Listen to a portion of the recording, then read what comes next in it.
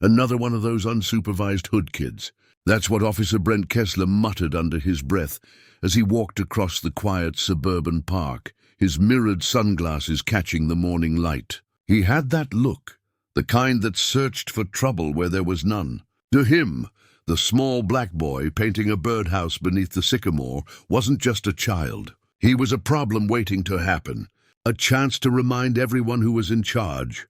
What Kessler saw as disrespect was really innocence. What he read as defiance was just patience. But what he didn't see, what he should have, was the man watching from across the street. Marcus Ellison, calm, steady, and newly appointed as the town's police chief. One wrong move against that boy, and the quiet town of Stone Ridge would never be the same again. Before we go any further, comment where in the world you're watching from, and make sure to subscribe, because tomorrow's story is one you won't want to miss. The morning sun filtered softly through the sycamore branches, scattering light across the park's green lawn. Jaden Ellison sat cross-legged on an old checkered blanket, tongue poking slightly from the corner of his mouth as he focused on the wooden pieces spread before him. The little birdhouse kit looked more like a puzzle than a project, but he was determined to get it right. "Now what's the next step, young man?" Miss Wheezy called from her favorite bench nearby.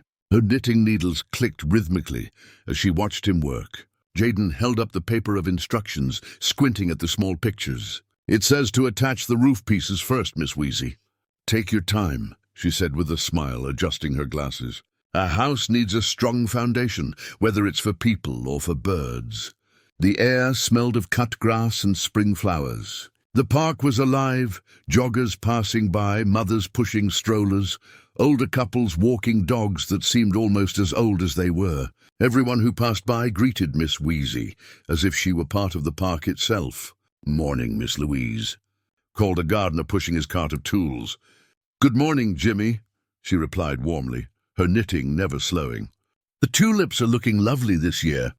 Jaden carefully squeezed a line of glue along the edge of a wooden panel, just the way his father had taught him. Marcus had stayed up late with him the night before, explaining every step, reminding him that patience builds strength, in wood and in people. "Hey, champ," came that familiar voice behind him. Jaden turned, face lighting up. His father stood there, relaxed in jeans and a jacket, the kind of easy smile that made people trust him. "Dad, look how much I've done already." Marcus crouched beside him, inspecting the small birdhouse with pride. "That's some fine craftsmanship, son," he said, ruffling Jaden's hair. "Those sparrows are going to have a 5-star hotel." "When do you think they'll come?" Jaden asked. Marcus chuckled. "You can't rush nature, Jay. Be patient. Sparrows come to those who wait." He glanced at his watch. "I've got a few errands, but I'll be back soon. You mind Miss Wheezy, all right?" "Yes, sir," Jaden said with a grin, already reaching for his brush. Miss Wheezy waved as Marcus walked toward the parking lot. "Your father's right about patience," she said, closing her knitting bag and pulling out her small notebook. "In all my years teaching, that was always the hardest lesson for children to learn."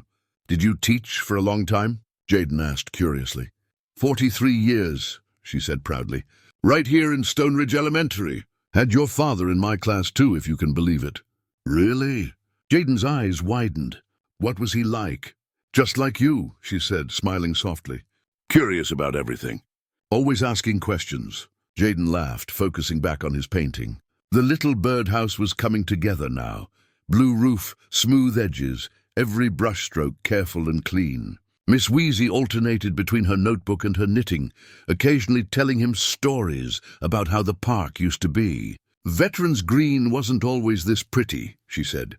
"Back when I was a girl, it was nothing but an empty lot. The whole community built it up bit by bit. A gentle breeze moved through the sycamores, carrying the sweet scent of blooming bushes." Jaden had just finished painting the roof when he noticed movement in the grass. A small, white-throated sparrow hopped closer, its little head tilting side to side. "Miss Wheezy, look," he whispered excitedly. She set down her knitting and smiled. "Well, would you look at that? Seems patience pays off after all." They shared a laugh, watching the tiny bird hop closer, inspecting Jaden's creation. For a moment, everything was peaceful. The warmth of the sun, the softness of the grass, the quiet rhythm of a Saturday morning that felt perfect. Then from the distance, the rumble of a truck engine broke the calm. A dark patrol vehicle rolled to the curb, its shadow falling long across the grass. The sound blended in at first. Children laughing, dogs barking, the wind through the leaves. But the longer it idled, the more it felt like something unwelcome had entered the scene. Officer Brent Kessler sat inside, scanning the park through his sunglasses. His jaw tightened. His mood darkened. He stepped out, adjusting his belt, his heavy boots crunching over the gravel path. Each step seemed louder than the last. Jaden didn't notice him at first. He was too busy adding final touches to his birdhouse, brushing away stray drops of blue paint. But then the shadow fell over him. He looked up and froze. Kessler stood above him, arms crossed, eyes cold. "You the one hanging things on city property?" His tone was sharp, falsely polite, the kind adults use when they've already decided you're guilty. "No, sir," Jaden said quickly, remembering his father's lessons about respect. "I'm not hanging it. Just tying it with twine like the instructions say." Kessler stepped closer, circling the blanket like a predator. His boots crushed the edge of Jaden's blanket as he mimicked, "Instructions say." He smirked. "And where are your parents? Or did you just decide to come vandalize the park by yourself?" Miss Wheezy set down her knitting, folding her hands. "Officer, he's 9 years old. He's been here all morning, and he has permission." 9 or 19, Kessler snapped, the mask slipping. "That doesn't matter. You people always think you can do whatever you want." The words hit the air like poison. The park went still. Joggers slowed. Parents pulled their kids closer. Jaden took a nervous step back, and that tiny movement set Kessler off. He grabbed the boy's arm, twisting it hard. "Stand still when an officer's talking to you," he growled. "Let's see some ID." "Officer, please, he's just a child." Miss Wheezy's voice cracked as she stood, her notebook trembling in her hand. "You're hurting him!" "Stay out of this, nosy old lady." Kessler barked, shoving her arm aside. Jaden's eyes filled with tears. "Please, sir." "You're hurting me," he whispered. The sound of that small, scared voice made Kessler's rage flare even hotter. His face went red, veins tight against his neck. "Don't talk back," he barked, and then his hand flashed. The slap cracked through the air like a gunshot. Birds scattered in panic. The park froze. Jaden fell backward, clutching his cheek, the red imprint of Kessler's hand spreading fast across his face. Gasps rippled through the crowd. Phones came up recording. Miss Wheezy's composure shattered. Her voice shook with fury. "You monster!" she screamed. Kessler stood there, chest heaving, sweat beading on his forehead. "Learn your place," he hissed. He kicked Jaden's sketchbook across the grass, pages fluttering like frightened birds. "Now pick that up," he ordered coldly. "And say, 'Sir.'" Jaden looked up at him, trembling, but something had changed. The fear in his eyes began to fade, replaced by something deeper, older. Strength, dignity, a spark of quiet defiance. His voice was soft but clear. "No." That single word stopped everything. It floated in the air, strong and unshakable. Kessler's jaw tightened, his hand moving toward his belt. Across the street, Marcus Ellison stepped out of the hardware store, a bag of supplies in his hand. His eyes turned instinctively toward the park and froze.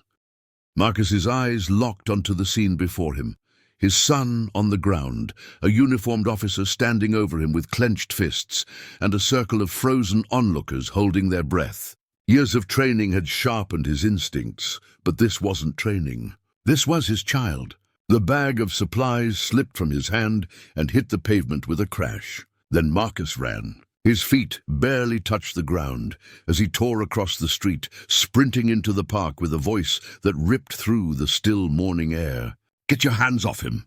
The roar came from deep within, a sound every father prays he'll never have to make. Officer Kessler spun around, startled, his hand drifting toward his holster. The glint of his badge caught the sun, a symbol meant for protection, now twisted by abuse. Miss Wheezy hurried to Jaden, moving faster than anyone expected. Her trembling hands helped the boy to his feet, brushing grass from his shirt. "It's okay, baby," she murmured, though her own voice shook. "Your daddy's here now." Around them, the park had changed. Mothers clutched their children's hands. Joggers stopped mid-stride. Teenagers lifted their phones, recording every second. The crowd formed a wide circle, their silence heavy with disbelief and outrage. Marcus reached them in seconds, stopping just inches from Kessler. They stood face to face, the tension humming like electricity in the air. Marcus's chest rose and fell with each controlled breath. His jaw was tight, his eyes burning with fury he was barely holding back. "You just assaulted a child," he said quietly, his voice steady but sharp enough to cut glass. Kessler sneered, his stance widening, one hand brushing against his belt. "Kid resisted lawful orders," he said, his tone dripping with contempt. "You interfering now?" Marcus stepped closer, his words low, deliberate, dangerous. "Name," he demanded, pointing to the badge gleaming on Kessler's chest. "Now." Kessler pulled a card from his pocket, slow and smug. He shoved it against Marcus's chest. "File it," he snapped.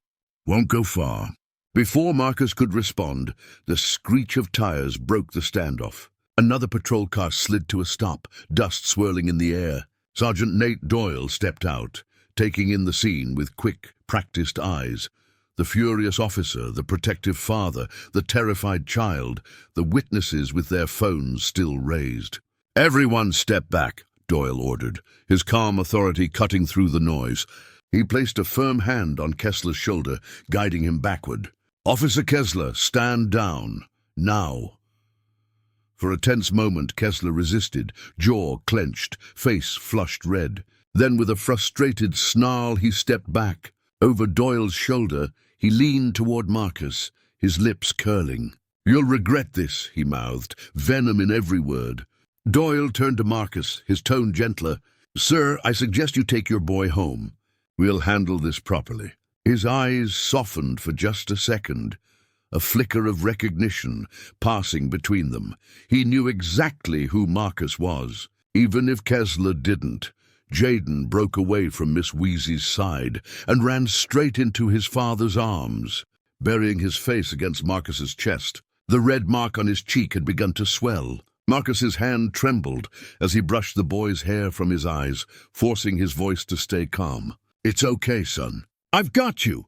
Miss Wheezy stood nearby, her notebook open, recording everything, badge numbers, times, faces, words. Her hands shook, but her pen moved with the determination of someone who refused to let the truth be buried. When Marcus looked up, she met his gaze and gave him a small, firm nod, a promise of support. The crowd slowly began to thin, though no one truly left. Parents whispered. Runners glanced back over their shoulders. Phones stayed up, lenses tracking every move. The air was still thick with anger and disbelief. Marcus guided Jaden toward the car, keeping his body between his son and the officer. Every step felt heavy, every breath deliberate. His instincts screamed at him not to turn his back on Kessler, but he knew this wasn't the place for what he wanted to say or do. When they reached the car, Marcus opened the door and helped Jaden inside. He double-checked the seatbelt, his fingers trembling slightly. Through the rearview mirror, he saw Kessler watching them leave. That same cruel smirk stretching across his face. The smirk of a man who thought he'd gotten away with it. Marcus gripped the steering wheel so tightly his knuckles turned white. He started the car, the engine's hum filling the heavy silence. Around them, the park was slowly returning to normal, or at least pretending to. Children's laughter returned in quiet bursts. Dogs barked again. But something deep and invisible had shifted in the air. Somewhere in the distance, faint sirens wailed, carried by the breeze. It sounded almost like the city itself was crying out. By the time they reached home, the afternoon sun had started to fade into gold. The kitchen was quiet, the only sound the ticking of the clock as Vivian pressed an ice pack gently against Jaden's swollen cheek. He winced but stayed still, his usual spark dimmed by the day's fear. "Hold it there, baby," Vivian whispered softly. Her nurse's training kept her movements steady, but her eyes betrayed her pain. She'd seen many victims in the ER, too many, but never her own child. At the table, Marcus sat surrounded by papers Sergeant Doyle had brought over, forms, reports, complaint sheets. Every line he filled made his jaw clench tighter. He read aloud from the preliminary report, his voice low with disbelief. Subject displayed non-compliant behavior. He paused, staring at the words like they were poison. Non-compliant, he repeated bitterly. He's 9. Vivian looked at him, her voice quiet but trembling with emotion. They'll twist it, Marcus. They always do. Marcus stared at the paper, the muscles in his jaw tightening. Not this time, he said softly. Not with my son. Outside, the sky deepened into purple. The last light of day slipped through the kitchen window, casting long shadows across their faces. The world beyond their walls moved on, but inside that house, something had changed forever. The station report called it a standard crowd control incident, but Vivian couldn't even read the line without her voice breaking. He's 9 years old, she said, her tone sharp as glass. They're painting him like some teenage thug when he was just...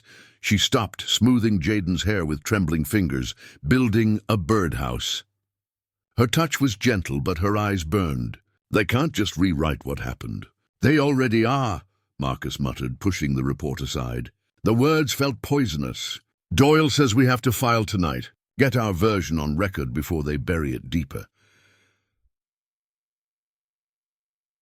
Jaden sat at the table, the ice pack sliding in his small hand. The bruise across his cheek had turned a deep, angry purple. Dad, he whispered, why did he hit me? I wasn't doing anything wrong.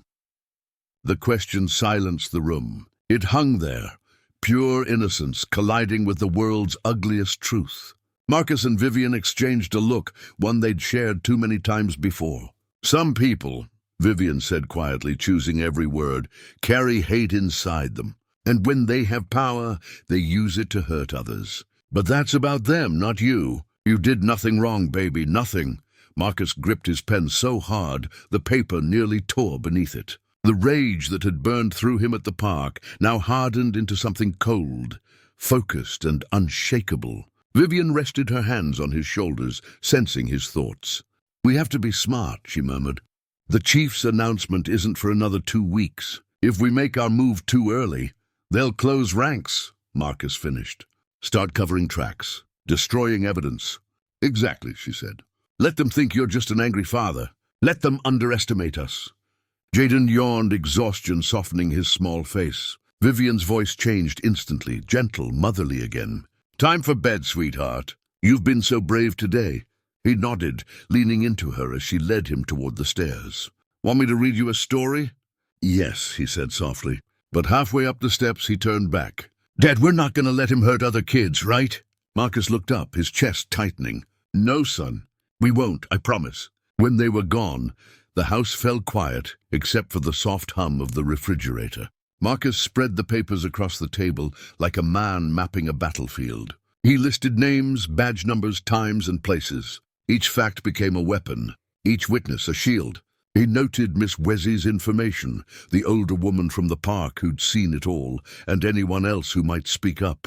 Upstairs, he heard Vivian's voice reading softly, something about dragons, knights, and justice. It made him smile faintly. Once upon a time, bedtime stories had been enough to fix everything. But this story would take more than words. It would take strategy, patience, timing. Later, Vivian came downstairs, slipping her arms around him from behind. He's finally asleep, she whispered. Took 3 stories and 2 glasses of water, but he's out. Marcus covered her hands with his own. I wanted to tear that officer apart, he admitted. When I saw Jaden on the ground... I know, she said softly, her voice steady but burning.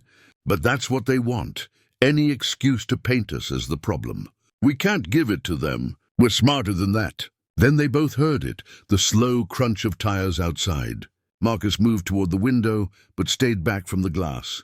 A patrol car rolled past their home, lights off, moving like a shadow through the street. The message was clear. Vivian joined him, slipping her hand into his. They watched together as the car disappeared around the corner, leaving behind only silence and fear. Their home no longer felt like a home. It was a front line now, and they were standing on it. Hours later, Marcus stood inside the dimly lit police station, the air thick with the smell of stale coffee and disinfectant. Only a handful of officers remained, their voices low, radios crackling in the background. He walked toward Sergeant Doyle's desk with a manila folder tucked under his arm. Doyle looked up, his tired eyes softening. Figured you'd come, he said quietly. How's your boy? Bruised. Scared, Marcus replied. But stronger than they think. Doyle nodded, then leaned closer. Listen, about Kessler's record. He glanced at the cameras before lowering his voice. It's complicated.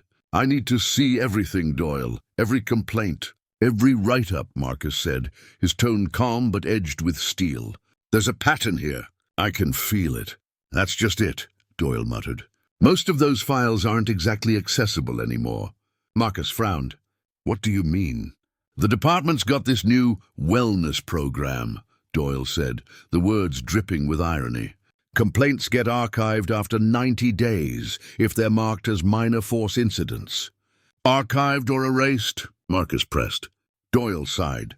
Both sometimes. Depends who's asking. Systems built that way. He rubbed his temples. Look, I've been here 20 years. Seen good cops and bad ones? Kessler's got protection high up. Across town, in a quiet office lined with plaques and certificates, Officer Brent Kessler sat before Harold Pike, the police union president. The man's desk was heavy oak, his smile even heavier. Don't worry, son, Pike said smoothly. This isn't the first time some bleeding hearts tried stirring trouble. We know how to handle it. Kessler shifted uncomfortably. The kid was disrespecting. Save it, Pike cut him off. Reports already written. Subject was non-compliant. Aggressive behavior. Minimal force applied. He smirked. Standard procedure. What about the old lady? Kessler asked. She was writing everything down. Unreliable witness, Pike said easily. Elderly, emotional, probably confused about what she saw. He pulled out a thick folder and dropped it on the desk. We'll bury this under enough paperwork they'll never find the bottom.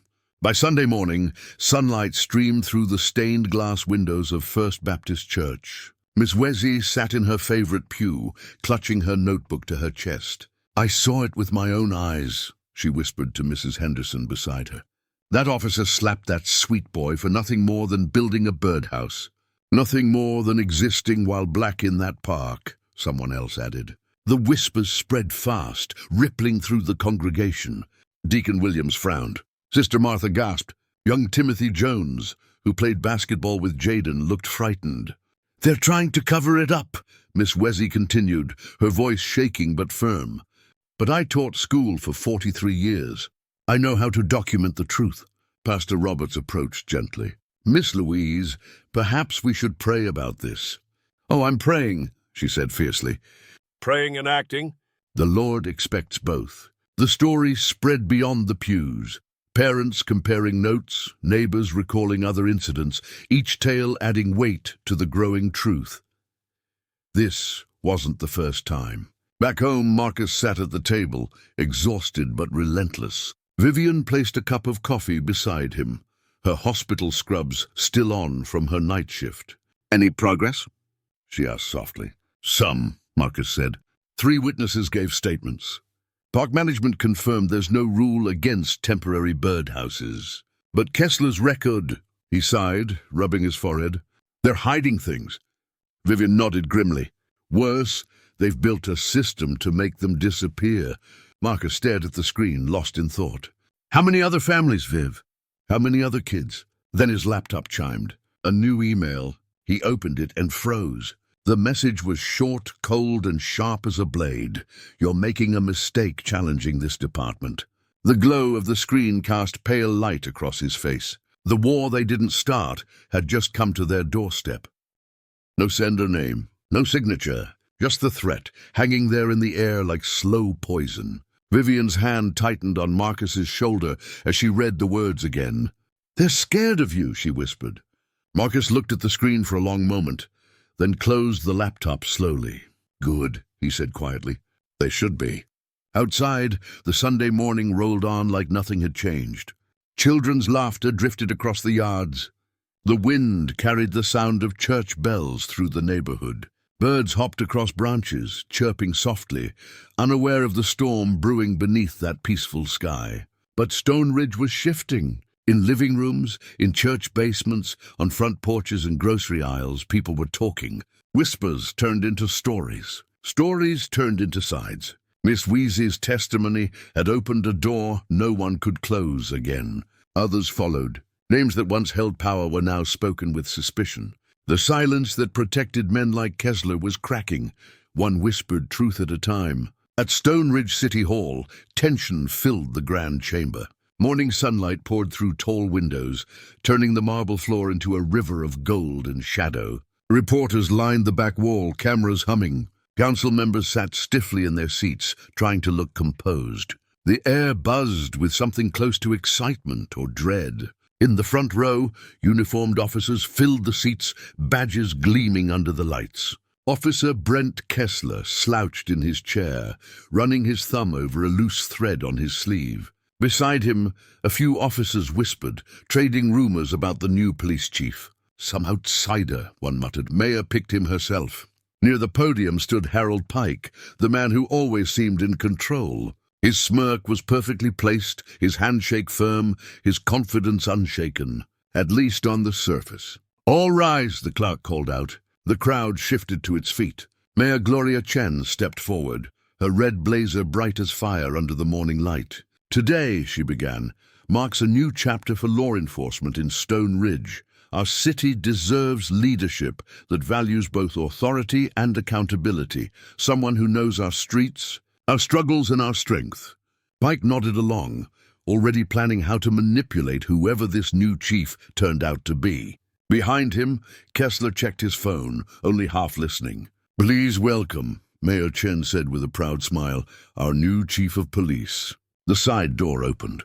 Marcus Ellison stepped into the room. His uniform was crisp, his shoulders squared, his walk steady. The room fell into stunned silence. Then came the gasps, one by one, spreading through the hall like ripples in water. Kessler froze. His phone slipped from his hand, clattering against the marble floor. His face turned red, his eyes wide. That name, that man, the park, the slap, the humiliation. "Ladies and gentlemen," Mayor Chen announced, her voice carrying over the whispers, "Chief Marcus Ellison." Pike's practiced smile faltered. His grip tightened on the back of a chair until his knuckles went white. This was not the man he'd expected, and certainly not one he could control. Marcus reached the podium. The Bible waited on the wooden stand, its worn leather cover gleaming softly in the light. He placed one hand upon it, raised the other, and spoke his oath in a steady, clear voice that filled every corner of the chamber. "I, Marcus Ellison, do solemnly swear that I will support the Constitution of the United States, the Constitution of this state, and the laws of the city of Stone Ridge. I will faithfully, honestly, and impartially discharge my duties as Chief of Police to the best of my ability. So help me God." When the mayor shook his hand, the applause that followed was uneven. Some clapped politely, others stared coldly. In the back, Miss Wheezy dabbed her eyes with a trembling hand. Her smile said everything. The fight had been worth it. Marcus adjusted the microphone. His voice was calm, but there was steel in it. "Thank you, Mayor Chen. To the council, to my fellow officers, and to the citizens of Stone Ridge, I stand before you today with purpose. A police department is only as strong as the trust it earns. That trust must be built every day, through actions that prove no one is above the law." Pike shifted uneasily. Kessler stared down, jaw clenched, a muscle twitching along his cheek. "Starting today," Marcus continued, "we will rebuild that trust. New standards for transparency will begin immediately. Body cameras, mandatory. Complaint procedures, publicly accessible. Training, focused on de-escalation and community engagement. There will be no hidden files, no forgotten victims." In the back, Sergeant Doyle nodded, hope flickering in his tired eyes. "Some will resist change," Marcus said, his voice firm.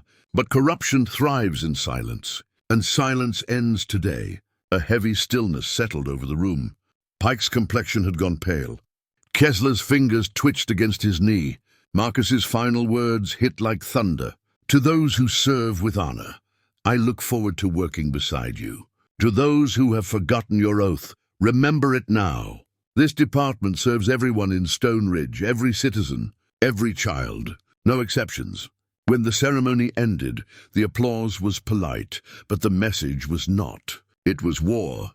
Kessler stormed out before the reporters could swarm him. He burst into Pike's office, slamming the door so hard that framed certificates rattled on the wall. "You didn't tell me it was him," he hissed. "I didn't know," Pike snapped. "Bullshit. You know everything that happens in this place." Kessler paced like a trapped animal. "This is about the park. That kid—" "Shut up." Pike's voice was sharp. "You want to survive this? Then fix it quietly." Kessler glared. "Fix what? He's the damn chief now." Pike's eyes narrowed. "Everyone has pressure points. Find his. And until you do, keep your hands off kids in the park. Are we clear?" Kessler didn't answer, but his silence said enough. Outside, Marcus stood on the steps of City Hall, shaking hands with strangers, smiles and cameras flashing. Miss Wheezy approached, her eyes wet but proud. "Congratulations, Chief Ellison," she said. "Thank you, Miss Wheezy," he replied with a small smile. "There's still a lot of work to do." "That we do, son," she said softly. That we do. 3 days later, morning light filtered through the blinds of Marcus's new office. His desk was stacked with old files, personnel records, and thick policy manuals. The weight of the title chief was already heavy. He leaned over his computer, reviewing body camera footage from last Saturday. The timestamp read 10:47 a.m., but where the video should have been, there was only a red warning box: audio-visual malfunction. Marcus sighed. A knock came at the door. Sergeant Doyle stepped in, carrying a thick binder. "Found something," he said, dropping it on the desk. Page 342. Marcus flipped through quickly. The section was titled Wellness Diversion Program. "It's supposed to be about mental health and stress management," Doyle explained. "But look here," Marcus read aloud, "to promote psychological well-being and reduce administrative burden. All Category 3 complaints shall be automatically archived after 90 days if no formal charges are filed." He looked up sharply. "Category 3. Minor physical contact, verbal disputes, procedural issues," Doyle said. "Basically, everything short of breaking a bone. All gone every 3 months. Marcus's voice went low. "How many complaints has Kessler had?" "Officially. 2 in 5 years. But that's a lie. I found an old log from before this program started. He had 11 complaints in 1 year. All vanished." Marcus rubbed his temples. "That malfunction on the body cam wasn't random, was it?" "No, sir. They can mute, cut video, call it a glitch. And once it's gone, it's gone." Marcus turned toward the window, the morning sunlight reflecting off parked patrol cars. "Get me everything," he said. "Old logs, paper trails, anything that survived." "I already know who built the program," Doyle added. "Pike. Sold it to the union as officer protection. The mayor's office approved it without question. By afternoon, Marcus's office looked like a war room. Files covered every inch of the desk. Red strings linked names and dates on the wall. The pattern was clear now. Every incident, every erased truth. A knock broke his focus. Officer Martinez stepped in, her hands shaking slightly. "Chief, can I talk to you?" He nodded. "It's about Kessler," she said. "Last year, I saw him shove a teenager behind the library. The kid was just reading comics. I filed a report, followed up 3 times. After 90 days, it disappeared. So I started keeping my own notes, names, dates, witnesses, just in case." Marcus met her eyes. "I need those notes." "I'll bring them tonight," she said. "Just be careful." Pike's got eyes everywhere. When she left, Marcus sat back, staring at the chaos around him. The so-called wellness program wasn't about health. It was about hiding the truth, one vanished complaint at a time. That evening, Doyle returned carrying a dusty cardboard box. "Found these in the basement," he said. "Complaint logs from before the purge system, and some emails from Pike himself. Back then, he called it prophylactic record management." Marcus lifted one faded form after another. Each represented someone who had tried to speak up and been erased. He saw his son's face in his mind, the fear, the tears, the betrayal. "What's our next move?" Doyle asked quietly. Marcus straightened. "We document everything, every missing file, every glitch. Build a case they can't bury." His eyes hardened. "Then we tear this system apart." "Pike won't go quietly," Doyle warned. "Let him fight," Marcus said. "Every move he makes to protect this cover-up will only prove why it has to end." He picked up the union contract again, reading the purge clause one last time. The words blurred through his exhaustion. "This wasn't broken," he murmured. "It was built this way." Outside his window, the sun dipped behind Stone Ridge, painting the horizon in red and gold. Inside, the hum of the computer and the rustle of papers filled the silence. Another day had passed in a town where justice had a 90-day expiration date, and truth could vanish with the click of a button. Harold Pike's office at the police union looked out over the courthouse square, its wide glass windows catching the fading gold of late afternoon. Shadows stretched across his polished desk as District Attorney Carla Mendoza sat opposite him, her expression calm but cautious. Pike smiled, though it never reached his eyes. "Thanks for coming, Carla. Coffee?" "Let's skip the pleasantries, Harold," she replied smoothly, crossing one leg over the other. "What's so urgent?" Pike pulled a folder from his drawer and spread several photos across the desk. "Our new chief worries me," he said. "His personal involvement in this Kessler incident, it's becoming a problem." "You mean because Kessler slapped his son?" Mendoza asked, her tone dry. "Most fathers would take that personally." "That's exactly my point." Pike slid a photo forward. It showed Marcus at the park, standing face to face with Officer Kessler. "He's using his position to chase a personal vendetta. Look, audit requests, body cam footage, complaint histories. He's building a case while pretending to stay neutral." Mendoza picked up one of the photos and studied it. "The witness statements are compelling." "Miss Carter's emotional testimony?" Pike interrupted. "She's a retiree with an agenda. This was a minor situation that got out of hand because a kid refused to follow orders. The father just happens to be the chief, and now it's turned into a crusade.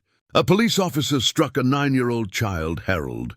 After that child was caught damaging park property," Pike countered, sliding a maintenance report across the desk. "The birdhouse violated city ordinances. When the officer confronted him, the boy got aggressive." "That's not what witnesses said," Mendoza replied. "Witnesses see what fits their story," Pike said, leaning back, his fingers forming a steeple beneath his chin. "What matters is precedent. If we let a chief pursue charges against an officer in his own case, we blur the line. Next thing you know, every arrest becomes police brutality, every order becomes harassment." "You're suggesting I drop the charges?" "I'm suggesting you recognize a conflict of interest." Pike's voice softened, almost friendly. "Remember the Martinez settlement in 2019? How we managed public perception. Sometimes peace requires discretion." Mendoza's jaw tightened at the mention. The Martinez case, another incident of excessive force buried beneath quiet legal deals. She had helped draft those agreements, watched as accountability got traded for calm headlines. Pike tapped his computer screen, pulling up social media feeds. "Look, the online narrative's already shifting. People are calling it vandalism. Listen to this. Chief's kid caught damaging public property. Another spoiled brat playing the race card. Send them back where they came from." The bile rose in Mendoza's throat. "Manufactured outrage won't change the facts." "Facts are flexible, Carla," Pike said with a smug smile. "You know that.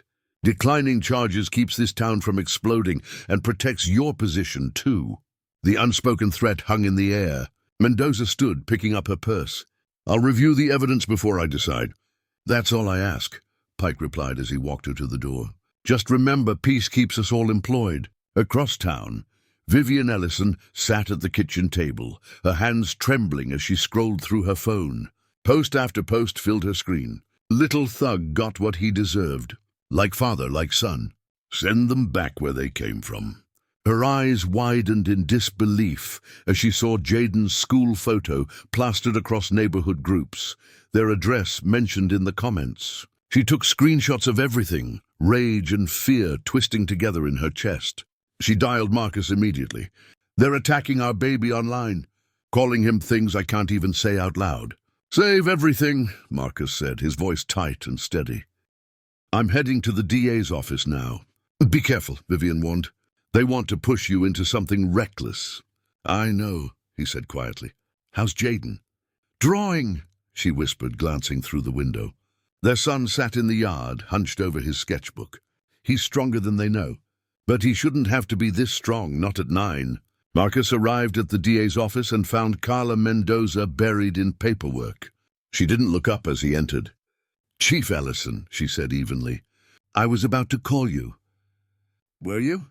Marcus's tone was controlled but cold. "To explain why you're planning to drop the charges." Mendoza's head lifted slowly. "Who told you that?" "Does it matter?" Marcus stepped closer. "What matters is you're choosing political convenience over justice. Again." Her eyes flashed. "Careful, Chief. Like you were careful with the Martinez settlement?" He shot back. "All those sealed documents, all those NDAs?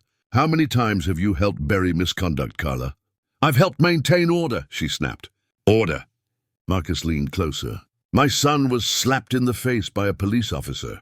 He wakes up screaming from nightmares. And you call this order? I'm protecting this town from burning down around us." She argued. "You're too close to this case. Your judgment is compromised." Marcus let out a bitter laugh. "A cop assaults a child in public. Witnesses, videos, reports, and you're worried about my judgment." "I'm worried about riots, about careers ruined, about chaos that helps no one," she replied.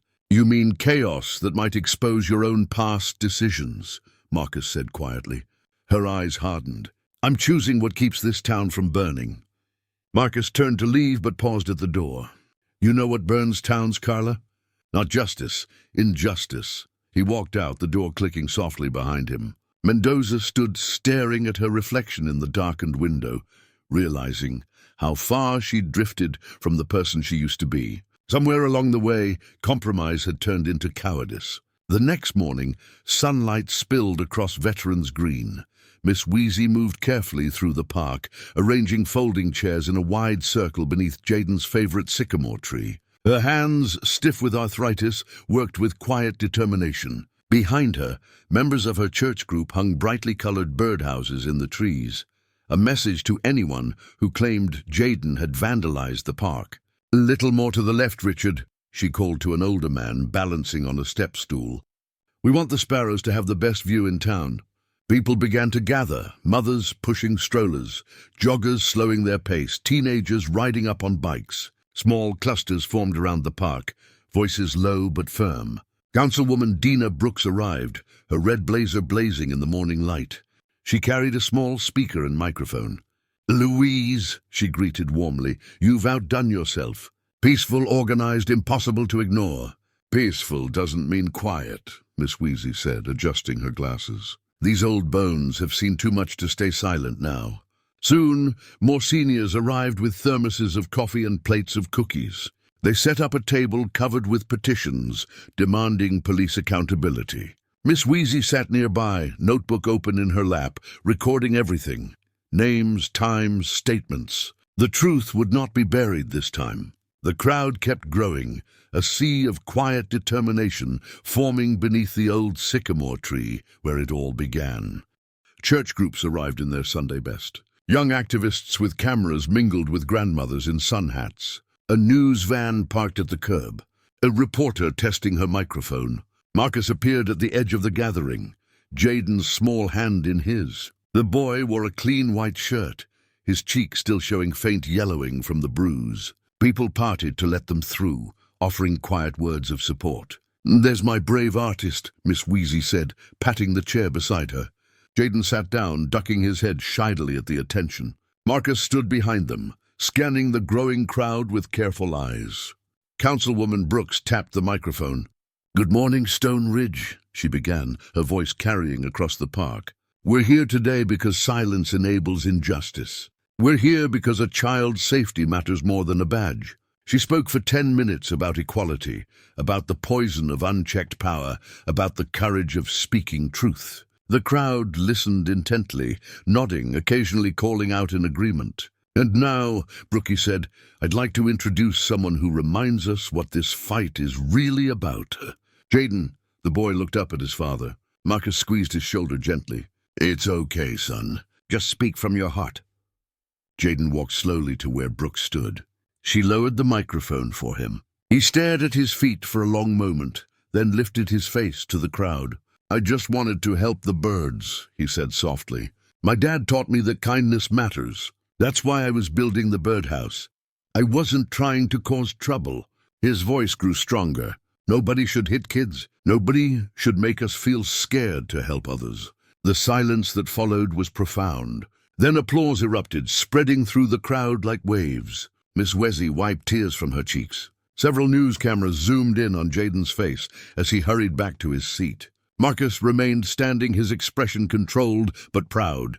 He'd chosen not to speak, letting others carry this moment.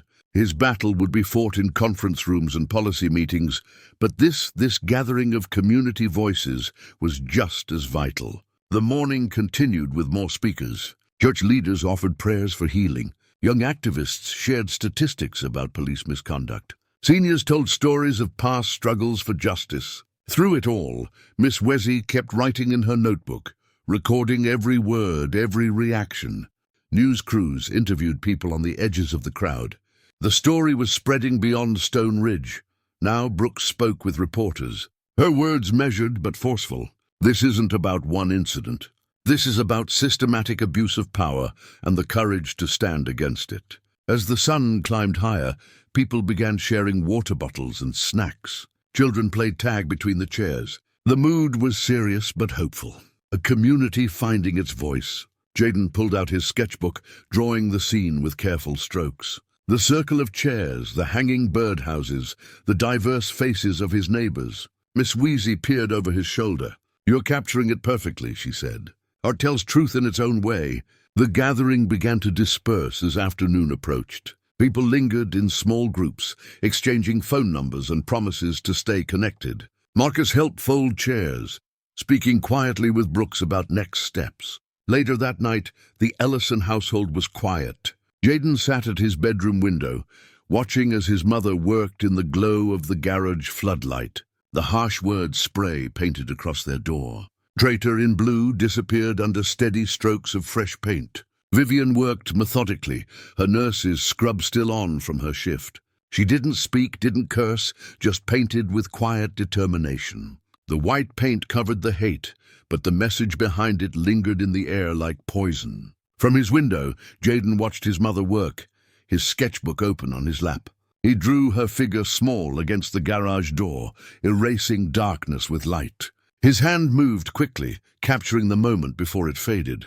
Another scene of truth that needed remembering. Marcus sat at his desk early Tuesday morning, reviewing witness statements from Veterans Green. His phone buzzed.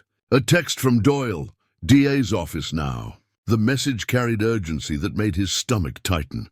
He drove downtown through morning traffic, past coffee shops, opening their doors, and students waiting for buses. The district attorney's building loomed ahead, all glass and steel, reaching into the pale sky. Carla Mendoza's office occupied the third floor. Her assistant barely glanced up as Marcus entered the waiting area. "She's expecting you," she said flatly. Inside, Mendoza stood by her window, hands clasped behind her back. She turned as Marcus entered, her face a careful mask of professional detachment. "Chief Ellison, please sit." "I'll stand," Marcus replied, noting the thick folder on her desk labeled Kessler Incident. Mendoza sighed, settling into a chair. "I'll be direct. After thorough review, my office has determined there's insufficient evidence to pursue charges against Officer Kessler." Marcus felt heat rise in his neck. Insufficient evidence. There were dozens of witnesses. Miss Weezy's statement alone. "Witness accounts vary," Mendoza cut in. "And more importantly, we cannot establish clear intent to cause harm.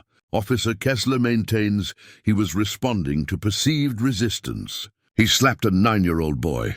Marcus's voice filled the room. "My son was building a birdhouse. There's no justification. Your personal involvement complicates matters," Mendoza said smoothly. "The fact that you're both the victim's father and Kessler's superior officer creates significant conflicts of interest." Marcus leaned forward, placing both palms on her desk. "This isn't about me. This is about a police officer abusing his power against a child. You have sworn statements, physical evidence. We have contradictory accounts of a heated situation," Mendoza countered. "The union's report suggests Jaden was uncooperative. Don't you dare put this on my son." Mendoza's expression hardened. "Chief Ellison, I understand you're upset, but my decision is final." I suggest you focus on internal department matters and let this go. Marcus straightened, studying her face. You're scared, he said quietly. What do they have on you, Carla? She flinched. Just slightly, but enough. That's inappropriate and unprofessional. We're done here. Back at the station, Marcus found Doyle waiting in his office. The sergeant's face was grim. You heard? Just left Mendoza's office. Marcus dropped into his chair. She's buried worse than this before, hasn't she? Doyle glanced at the closed door, then pulled out a folded paper. Found something in the archived files. June 2019. Excessive force complaint against Kessler. Black maintenance worker, same park. Case never made it to review. Marcus scanned the document. Settlement agreement with an NDA. Guess who witnessed the signing? Doyle's voice was bitter. Our dear district attorney herself. Before Marcus could respond, his phone rang. Mayor Tisdale's office. The mayor's voice was strained. Marcus, we need to talk now. 20 minutes later, Marcus stood in Tisdale's office as the mayor paced behind his desk. This situation has become untenable. Tisdale said, the union is threatening a vote of no confidence. Pike's people are calling you a divisive figure who's using your position for personal vengeance. So we're letting them control the narrative, Marcus asked. I'm placing you on administrative leave, Tisdale said quickly, like ripping off a bandage, effective immediately. Pending review of your handling of the situation. Marcus didn't move. You're suspending me for investigating officer misconduct. For compromising department neutrality, Tisdale corrected. Your personal involvement. My personal involvement is exactly why I can't walk away, Marcus cut in. That officer assaulted my son, and now I find out there's a pattern covered up by the very people meant to prevent it. Marcus, please. Tisdale's voice dropped. Don't make this harder than it needs to be. Take some time. Let things cool down. Outside, Pike stood talking to reporters, his voice carrying through the window. Chief Ellison's actions have created a dangerous divide between law enforcement and leadership. His personal agenda threatens the stability of this department. Marcus unclipped his badge, placed it on Tisdale's desk. The metal made a dull sound against the wood. You know what they're protecting. You know this isn't right, Marcus. I'll take the leave, Marcus said, stepping back. But understand something. They're not pushing me out because I'm wrong. They're doing it because I'm close to the truth. He drove home slowly. The morning sun now high and harsh. Vivian's car was in the driveway. She'd taken the day off to be with Jaden. Inside, she took one look at his face and knew. They suspended you. She said it wasn't a question. Marcus nodded, sinking onto their couch. Mendoza won't prosecute. Says there's insufficient evidence of intent. He laughed humorlessly. But there's more. Kessler has history. Another assault in 2019, same park. They buried it with settlements and NDAs. Vivian sat beside him, took his hand. They want you gone because you're a threat. They want me out. Marcus agreed, squeezing her fingers. That means I'm close. In his room upstairs, Jaden worked on a new drawing, a police badge lying in grass, its surface reflecting storm clouds. The boy's art had taken a darker turn since the incident, but its honesty remained pure. Truth seen through a child's eyes, unafraid to show what adults tried to hide. The kitchen table groaned under the weight of scattered papers, files, and laptops. Marcus had transformed their dining room into a war room, surrounded by allies who refused to let injustice stand. Miss Wheezy sat straight back in her chair, her meticulous notebook open before her. Doyle hunched over dispatched logs, while Sarah Chen, the town's head librarian, analyzed data on her laptop. Let's lay out what we have, Marcus said, spreading a park map across the table. Miss Wheezy, your timeline first. The retired teacher adjusted her reading glasses. I documented everything minute by minute. She ran her finger down neat rows of handwriting. 10:47 a.m., Officer Kessler's truck arrived. 10:52, first confrontation with Jaden. 10:55, physical contact initiated. Her voice tightened. 10:56, the assault. Your notes are incredibly detailed, Doyle said, comparing them to his papers. Matches dispatch perfectly. Kessler called in his location at 10:46, went silent at 10:54. Marcus nodded. 2-minute gap before the slap. What was he doing with his radio off? Same pattern I'm seeing here, Sarah said, tapping her screen. I've cross-referenced body cam timestamps with incident reports. 11 separate encounters over 6 months, all involving black residents, all with convenient technical errors during key moments. 11. Vivian's voice was sharp. She stood at the counter preparing another pot of coffee. That's not coincidence. Not even close, Sarah agreed. The statistical probability of random malfunctions targeting only one demographic, practically zero. Jaden appeared in the doorway, clutching his sketchbook. He'd been quiet since the incident, processing through his art. Marcus softened his voice. Hey, buddy, want to show them what you drew? The boy nodded, approaching the table. He opened to a detailed sketch of Veterans Green, marking everyone's positions that morning. X's showed where people stood. Arrows tracked movement. Even the trees were accurately placed. This is excellent, Miss Wizzy said, squeezing his shoulder. You have a wonderful memory for detail. Look at the sight lines, Doyle said, studying the drawing. Park cameras would have caught everything from this angle. He pointed to a pole. Unless someone deliberately turned them, Marcus spread out subpoena requests. We need the 2019 settlement records, maintenance logs for those cameras. Every email between Pike and the wellness program administrators. The union will fight these, Doyle warned. Let them, Marcus replied. Fighting looks worse than complying. Sarah raised her hand. I found something else. Those 11 encounters, they all happened within 90 days of each other, just under the purge threshold. The room went quiet. Vivian set coffee mugs on the table, her nurse's hands steady and sure. He knew the timeline, she said. Knew exactly when to push it. Pike's program gave him coverage, Marcus agreed. The question is, was he working alone? Miss Wezzy flipped through her notebook. I've seen that truck before. Always slow passes through the park. Always when certain families were there, she tapped a page. 7 times in May alone. Targeting, Doyle said grimly. Deliberate pattern of intimidation. Jaden had started another drawing. This one showed Kessler's face, not angry, but scared. The boy had captured something in the officer's eyes, a weakness behind the rage. He's afraid, Jaden said quietly. That's why he hits like Tommy Miller when he's scared at school. The adults exchanged looks from the mouths of babes, Marcus thought. We need to present this properly, Sarah said. Raw data isn't enough. People need to see the pattern. She pulled up a visualization she'd created.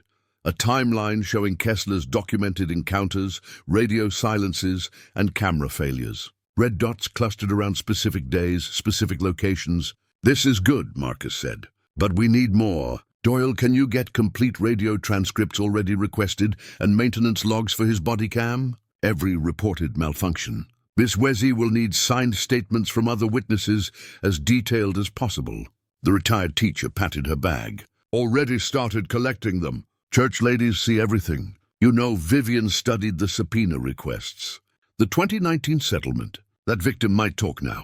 If Kessler violated the terms by assaulting another person, absolutely. Doyle confirmed. NDA becomes void. Marcus checked his watch. Nearly midnight. They'd been at this for hours, building their case piece by piece. The truth was there, hidden in dispatches and data, in witness statements and a child's honest art.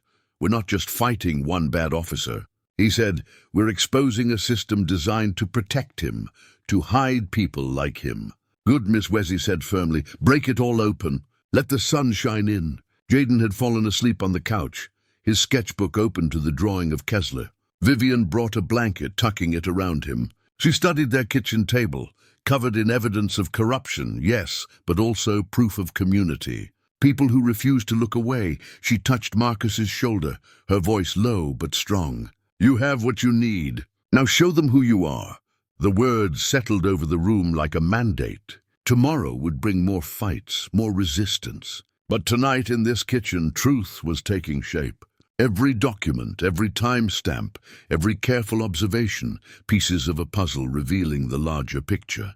They had built their case on facts, not fury, on documented patterns, not just raw pain. Most importantly, they'd built it together. Cop and teacher, librarian and nurse, witnesses and whistleblowers. Even a young boy's unflinching art told part of the story.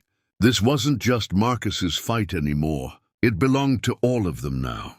The old police station gym smelled of dust and sweat, metal chairs crammed between weight racks and exercise machines. Sunlight filtered through high windows, casting long shadows across the packed room. Community members filled every seat, lined the walls, and spilled into the hallway. The tension was thick enough to choke on. Marcus sat at a folding table with his evidence neatly arranged. Vivian and Miss Wheezy flanking him like sentries. Across the makeshift aisle, Kessler slouched between Pike and their union lawyer, shooting venomous glares that bounced off Marcus's calm exterior. Commissioner Chen called the oversight hearing to order, her voice echoing in the cavernous space. We're here to address serious allegations of misconduct and systemic issues within the department.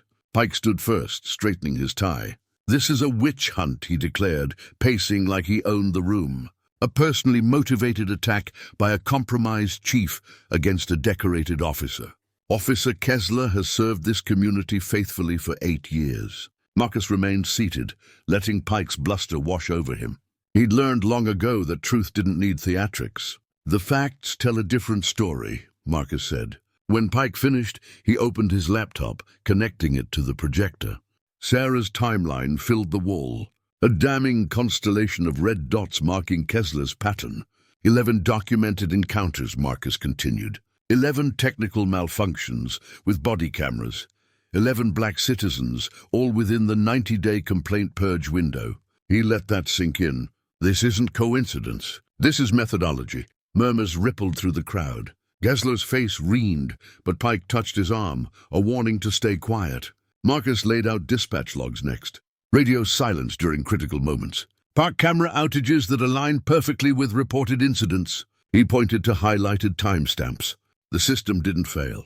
It was manipulated. Speculation, Pike snapped. You can't prove intent. Actually, we can. Marcus nodded to Doyle, who opened the door. A man in his 30s entered. Michael Washington, the 2019 victim. Kessler's face went pale. Mr. Washington signed a non-disclosure agreement after Officer Kessler assaulted him in Veterans Green 4 years ago. Marcus said an agreement that included a morality clause. Pike shot to his feet. That settlement is sealed. Was sealed, Marcus corrected. The morality clause voids the NDA if the officer commits similar misconduct, like assaulting a 9-year-old boy in the same park. Washington took the microphone, his voice steady. I was walking my dog when Officer Kessler stopped me, said I matched a description. When I asked what description, he got angry, grabbed my arm, threw me down, called me names I won't repeat here. The room was dead silent. Washington continued. I filed a complaint. Next thing I know, I'm being pressured to sign papers. Take the money. Keep quiet, move away. They said no one would believe me anyway. Kessler surged up, face twisted. You're lying, Pike. Tell them he's lying. But Pike had gone still, eyes darting between Washington and the exit. His carefully constructed shield was cracking. The settlement details are now public record, Marcus said, sliding copies to the commissioners, along with evidence of systemic complaint suppression through the wellness program.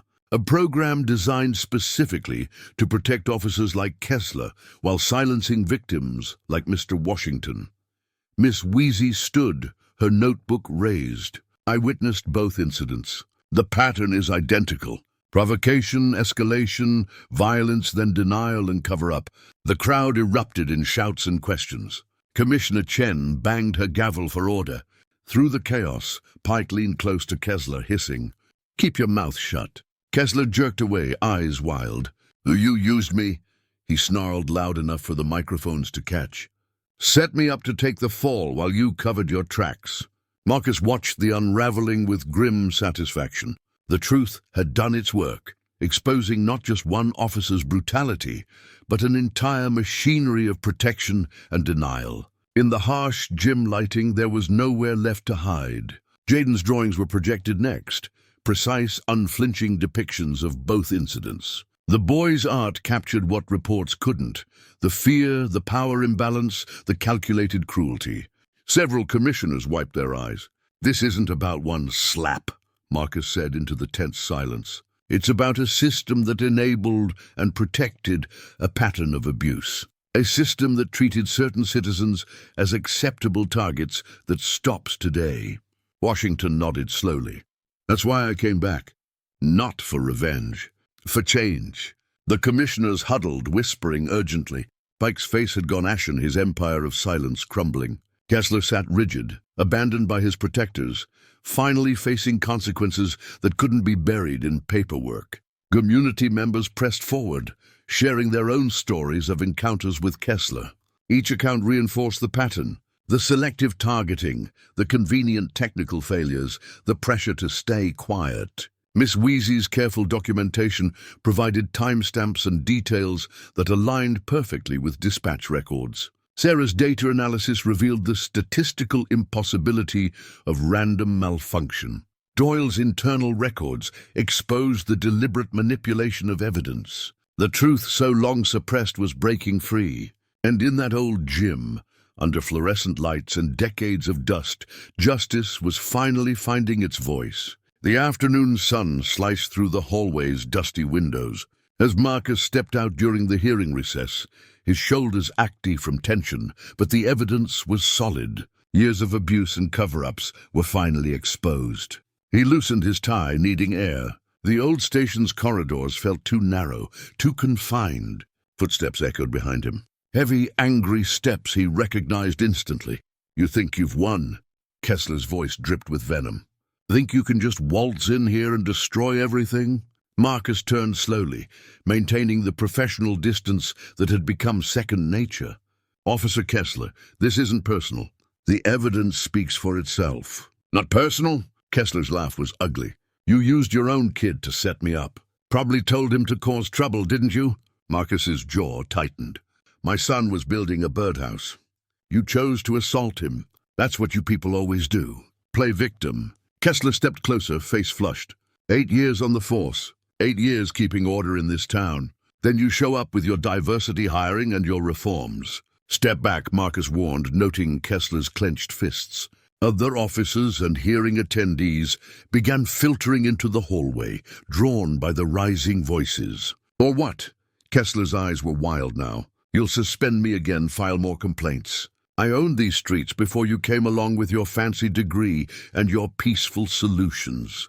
Marcus stayed calm, hands visible at his sides. "This isn't about ownership. It's about justice." "Justice?" Kessler spat the word. "I'll show you justice." His hand shot toward his belt, not for his weapon, but his body camera. "Let me turn this off first, like always." "Leave it on," Marcus said. "Let everyone hear exactly who you are." Something snapped in Kessler's expression.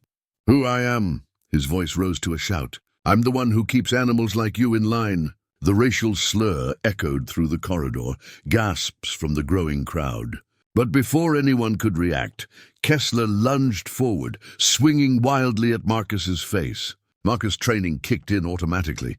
He stepped inside the punch, deflecting it with his forearm while pivoting to trap Kessler's extended arm. The move was smooth, controlled, the product of countless hours in the academy.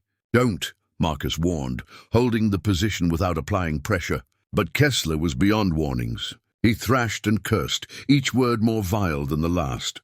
His face contorted with decades of barely hidden hatred. "You uppity son of another swing." Another careful block. Marcus could have ended it quickly. Could have used any number of holds to put Kessler down. Instead, he maintained defensive control, letting Kessler's rage expose itself fully. "Can't fight back, can you?" Kessler taunted, struggling. "Too afraid of looking like the angry black man. That's all you are under that suit." The crowd pressed against the walls, phones recording everything. Miss Wheezy's hand covered her mouth in shock. Vivian watched with fierce pride as her husband remained professional despite the onslaught. Suddenly, Kessler's voice boomed through the gym's speakers. His body mic was live, feeding directly into the hearing room's audio system. Every slur, every threat, every revelation of prejudice amplified for all to hear. "Should have hit that kid harder, taught him respect." The words thundered through the building. From inside the gym came sounds of outrage and dismay. Kessler didn't seem to notice or care, lost in his meltdown. 8 years, he screamed. 8 years of keeping them in their place. Pike promised me backup, promised the complaints would disappear. Doyle pushed through the crowd, cuffs ready. "That's enough." Kessler's eyes widened as he finally registered his mic's red light. The fight drained from him instantly, replaced by dawning horror. "Officer Brent Kessler, Doyle's voice was still, "You're under arrest for assault on a police officer, making terrorist threats, and violation of department policy." Marcus stepped back, straightening his tie as Doyle secured the cuffs. The hallway had gone deathly quiet. Even Kessler fell silent, the full weight of his actions crushing down. Bones lowered slowly. The crowd parted as Doyle led Kessler away. Through the open doors, Marcus could see the hearing room. Commissioners frozen in their seats. Pike slumped in defeat. Hundreds of witnesses to a truth that could no longer be denied. Miss Wesey touched Marcus's arm. "You all right, Chief?" He nodded, checking his suit for damage. "Just another day, seeking justice, Miss Wesey." The silence held heavy with the weight of what they'd witnessed. Decades of systemic racism and abuse had just been laid bare in 2 minutes of unfiltered rage. No reports to sanitize it, no union to bury it. Just raw truth broadcast live to the entire hearing. Vivian appeared at his side, inspecting him for injuries. "Not exactly how we plan to expose the corruption," she said quietly. "Sometimes justice finds its own path," Marcus replied, watching Kessler disappear around the corner. The officer's shouts still echoed from the speakers, a testament that would be impossible to erase. The crowd began to disperse, murmuring in shocked tones. But they moved differently now, with purpose, with clarity. What had been suspicion was now certainty. What had been whispers was now on record. Marcus straightened his shoulders, ready to return to the hearing. There was still work to be done. Policies to change, a department to rebuild, but the foundation of lies had cracked wide open, and truth was pouring through. 2 weeks after the hearing, autumn painted veterans green and gold and crimson. The morning air carried a crisp edge as Marcus sat in his restored office, reading the State Attorney General's formal announcement. The charges against Kessler were comprehensive. Assault on a minor, tampering with evidence, civil rights violations. Each count backed by witness statements, audio recordings, and the damning pattern of technical errors in his body camera usage. The AG's office had also uncovered a trail of similar incidents spanning 3 counties. Marcus sat down the paper and glanced at the photo on his desk. Jaden, smiling at his science fair, taken just days before the incident. The bruise had faded, but some marks went deeper. Still, his son's resilience amazed him. Last night, Jaden had asked to help with the park's reopening ceremony. A knock interrupted his thoughts. Sergeant Doyle entered holding a tablet. "Chief, you'll want to see this." The screen showed D.A. Mendoza's resignation speech. She stood at a podium, her usual confidence replaced by visible strain. "After careful reflection and the ethics board's preliminary findings, I'm stepping down effective immediately. My failure to address prior incidents and subsequent attempts to minimize recent events represent a breach of public trust." "That's 3 down," Doyle said, referring to Pike's spectacular fall last week.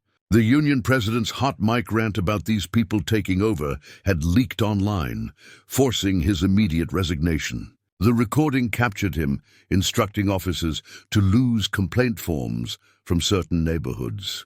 "Change comes in waves," Marcus replied, standing to put on his jacket. "Speaking of which, how's the new training going?"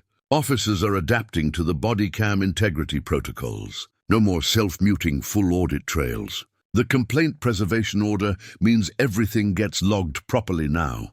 And that duty to intervene reform you push through, already seeing results. Junior officers feel more empowered to speak up."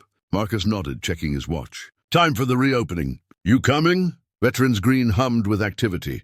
Volunteers set up chairs, while parks workers installed new signs outlining the community rules written with input from residents of all backgrounds. Children darted between trees strung with paper lanterns for the evening celebration. Near the central path, Jaden and Miss Wesey supervised a group installing birdhouses. Each one had been painted by local students, creating a rainbow of designs. Jaden took his role seriously, clipboard in hand, checking each mounting bracket. "A little higher on that one," he called to a worker. "Sparrows like more height." Miss Wesey beamed with pride. Her testimony had been crucial in the hearing, her meticulous notes providing a timeline that couldn't be disputed. Now she sat in her usual spot, but with a new purpose, teaching children about birds and justice in equal measure. From the corner of his eye, Marcus spotted a familiar figure in an orange vest, picking up trash under a supervisor's watch. Kessler's decertification had been swift after the hearing. Now he performed his community service in the same park where everything had changed. His face was thinner, shoulders slumped, all traces of arrogance gone. Jaden noticed him too, but showed no fear. Instead, he walked over and handed Kessler a birdhouse, one he'd painted himself with careful brush strokes. "This one goes by the oak tree," he said simply, then returned to his clipboard. The moment hung there, heavy with meaning. Kessler stared at the birdhouse, then slowly carried it to the designated tree. His hands shook slightly as he mounted it, following Jaden's precise instructions. Councilwoman Brooks approached Marcus, smiling. "Quite a transformation, isn't it? The park or the department? Both. Your reforms are setting a standard. Other cities are calling, wanting to implement similar changes." Marcus watched as more families arrived, spreading blankets on the grass. The fear that had gripped this space was dissolving, replaced by renewed purpose. Children from all backgrounds played together, while parents chatted, sharing snacks and stories. Miss Wesley's voice carried across the lawn. "Oh, look there." A white-throated sparrow had landed on Jaden's first birdhouse, the one that started everything. It tilted its head, inspecting the entrance, then hopped inside. Jaden's face lit up with pure joy. "Justice sings too, sweetheart," Miss Wesley said softly, patting his hand. "Sometimes we just have to be patient enough to hear it." The bird's clear notes filled the air, joining the sounds of laughter and conversation. Marcus felt the last knot of tension in his chest finally release. The park was healing. His department was changing.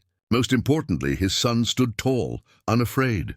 More sparrows arrived, checking out the new houses. Each one represented a small victory, proof that safe spaces could be rebuilt, that wrongs could be made right.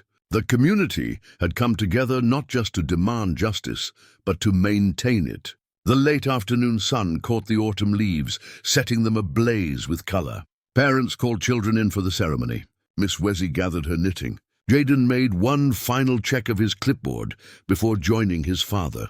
The white-throated sparrow's song continued, floating above the park like a benediction. Its melody carried notes of renewal, of second chances, of hard-won peace. In Veterans Green, justice had found its voice, not in shouts or sirens, but in the simple sound of birds coming home to roost. Marcus wrapped an arm around Jaden's shoulders as they walked toward the gathering crowd. The park was free again, its paths open to all, its spaces safe for dreams to take flight.